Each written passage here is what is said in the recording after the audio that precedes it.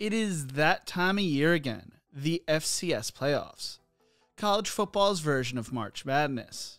The FCS playoffs is one of my favorite college football postseason setups and shows how much the games matter. The FCS playoffs are the reason I became a fan of FCS football, so I wanted to make a video explaining its setup and why you need to watch it. This is the history of the FCS playoffs. This is college football's version of March Madness. But before we get into this, if you enjoy college football content like this, make sure to leave a like and subscribe. I am planning to release multiple videos a week this season. Also, let me know who you think will win the FCS National Championship this year in the comments section below. So let's start off by answering the question, what is the FCS? Well, back in 1978, the NCAA decided to split Division I football up into two levels, D1A and D1AA. Very original, I know. The creation of this separation led to writers at the time dubbing it the birth of the new Super Football Conference. When the split occurred, some felt their schools were doomed. John Underwood wrote back in 1978, the Texases and the Tennessees, with their $4 million athletic budget and 80,000 seat stadiums, and the goals and problems those things imply, were simply split away from the Ball States and the Marshalls with their more modest aspirations. And the Nebraskas and the LSUs, with their costly 10-sport programs highly dependent on football money, were extricated from the peonage of voting one-on-one on key issues which such schools as Oral Roberts and Oklahoma City, where football is not played. The NCAA setup set a set of rules schools had to meet that have since been updated and changed. To be a Division 1A school, you had to have a home attendance of at least 15,000 over a continuous 2-year period and sponsor 16 athletic teams. $4 million or 200 scholarships must be provided by each FBS school, with a maximum of 85 allocated scholarships to football programs. Of those 85 scholarships, at least 90% of them funding must be provided over a 2-year rolling period. These rules have since been altered. FCS programs, on the other hand, could offer up to 63 full scholarships, but also allowed schools to offer partial scholarships. They also have conferences that don't offer athletic scholarships at all, i.e. the Ivy League and the Pioneer Football League. In 2006, the NCAA rebranded Division I-A and Division I-AA to the FBS and FCS respectively. As of 2020, the FCS consists of 13 conferences of 125 teams. The FCS playoffs began in 1978 when the split occurred and originally consisted of 4 teams. There were 3 automatic qualifying teams and 1 at-large team. The 3 automatic qualifying teams represented the East, the West, and the South. UMass represented the East, Jackson State the South, and Nevada was the West. Florida A&M beat UMass 35-28 in Wichita Falls, Texas. In 1981, the playoffs would be expanded from 4 teams to 8 teams. The 5 conference champions of the Big Sky, MEAC, Ohio Valley, SWAC, Yankee, and top-ranked Division I-AA Independent. They were all given automatic bids along with 2 at-large bids. The top 4 teams were seeded and then matched up against the 4 remaining teams based off of geographical proximity. Idaho State would beat Eastern Kentucky that year 34-23. That worked out so well that they decided to expand to 12 teams the following year. The champions of the Southern Conference and Southland Conference began earning automatic bids that year. The 4 top seeds were given byes and the campuses began hosting home games for the playoffs.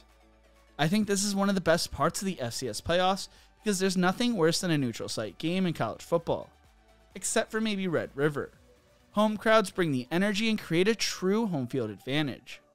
The number of automatic bids has varied over time due to changes in numbers and the size of conferences, with an automatic bid typically granted only to a champion of a conference with at least 6 teams.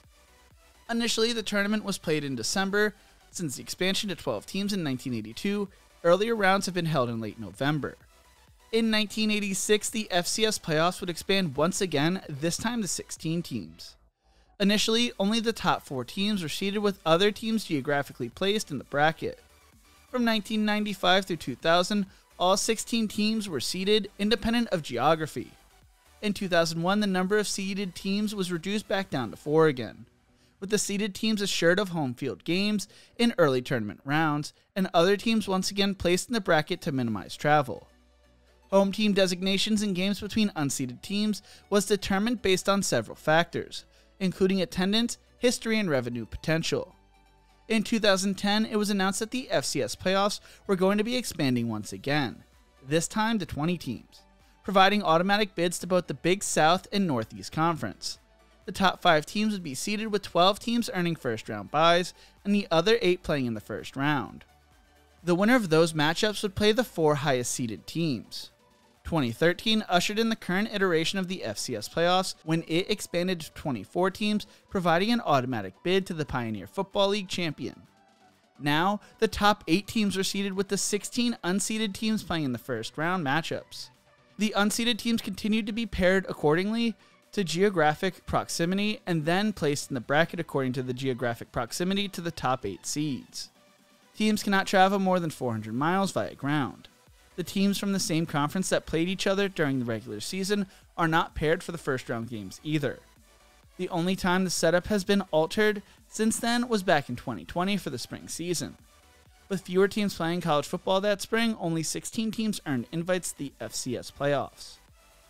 So we have already talked about the teams that earned automatic bids to the FCS playoffs, but how are the at-large teams chosen?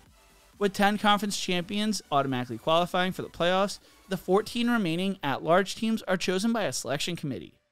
The committee looks at overall record against Division I opponents, and institutions with fewer than 6 Division I wins may place that team in jeopardy of not being selected, records against opponents from other automatic qualifying conferences, records against football bowl subdivision opponents, FBS teams, head-to-head record against common opponents, NCAA simple rating system, data, and FCS coaches pool, and input from the regional advisory committees. The committee will also use the same data for seeding teams as well. The magic number to put yourself in the best spot of making the FCS playoffs is 6 wins. The 10 automatic qualifying conferences are the ASUN WAC, now known as the United Athletic Conference, Big Sky, Big South Ohio Valley Combo, Colonial Athletic Conference, Missouri Valley Conference, the Northeast Conference, Patriot League, Pioneer League, SoCon, and the Southland. There have been multiple sites that have hosted the FCS championship game since its inception. The game rotated around from 1978 to 1991, taking place in Wichita Falls, Texas, Orlando, Florida, Sacramento, California, Charleston, South Carolina, Tacoma, Washington, Pocatello, Idaho, and Statesboro, Georgia, before finding a home in Huntington, West Virginia from 1992 to 1996. The game would then move to Chattanooga, Tennessee from 1997 to 2009, before moving to Frisco, Texas in 2010, where it is still played today. Dan and Clark Hunt own FC Dallas, who play their home games at Toyota Stadium, and are also known as the Kansas City Chiefs owners, with their father loving hosting college football games at Arrowhead. When the opportunity to host the FCS championship game presented itself, they jumped at the opportunity. Dan told Texas Monthly, "My father was such a gigantic fan of college football, and he loved having those games that are in different venues. He was so proud to have college football games at Arrowhead in Kansas City regularly, and he challenged both me and my brother Clark with bringing more college football to the Toyota Stadium. They try to create a bowl game atmosphere and mimic the College World Series with the activities they have surrounding the title game. It is an event many say is a must-attend for the sports fan. The game has since been extended through at least 2026 to remain in Frisco." So which conference and teams have dominated the FCS championship? North Dakota State has 9 championships dating back to 2011, followed by FBS team Georgia Southern, who has 6, winning theirs all in back-to-back streaks from 1985 to 2000. Youngstown State follows with 4, all coming in the 90s under Jim Tressel.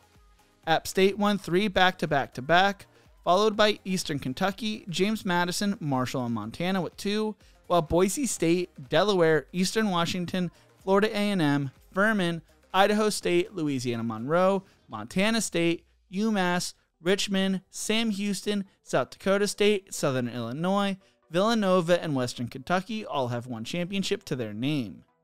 The Missouri Valley, SoCon, and Big Sky have all won the most championships, while the Patriot League and now defunct Yankee Conference have never won an FCS title but have made an appearance. Watching the FCS playoffs back in 2016 made me a fan of the level of football, and I have only become a bigger fan getting to visit some of the cities these schools are located in and experiencing the amazing culture surrounding the teams, which flies under the radar in my opinion. I hope to make it to an FCS playoff game, an FCS championship game one of these days, and I think you should try to too. What do you think? Who will win the FCS championship this year? Let me know in the comment section below. If you enjoyed this video, make sure to check out one of my other videos YouTube thinks you will love right here. Don't forget to leave a like and subscribe for more college football content. Thank you so much for watching, and as always, remember to embrace the grind.